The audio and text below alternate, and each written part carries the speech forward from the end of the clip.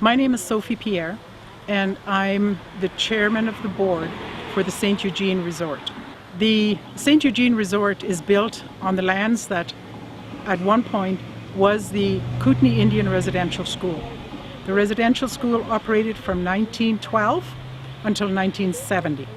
Because this is a former residential school, a story came out today that was misinterpreted, and it's really, really unfortunate because it continues the hurt that as people like myself who spent 9 years in residential school, this is traumatizing.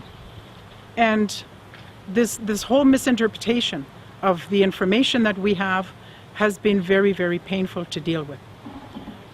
The scenario, the true story here, what has happened is that my community of Akam, we have a graveyard that is adjacent to the residential school. This was all a mission at one time that was run by the Catholic orders, the Jesuits, and then Oblates of Mary Immaculate. So this, being a mission, has graves that date back to the mid-1800s. In more recent memory, it has become just the Akam community graveyard. And so we were wanting to replace a fence. And in doing that, came upon an unmarked grave. So we stopped all of the work and said, we need to get one of those ground penetrating radars to find out where all these, because we knew already there was a big section of our graveyard that didn't have any markers, and we knew that there were graves there. But we use wooden crosses. Wooden crosses deteriorate, wooden crosses burn. And if you don't replace them immediately, those records get lost.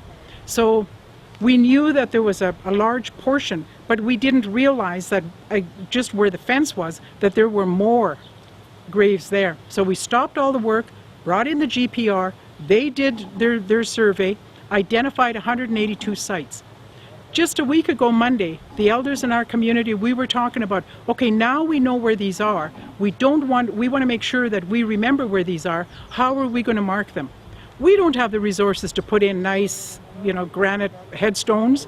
So what we were talking about was, we'll start with maybe river rocks, just to make sure that we never have this happen again.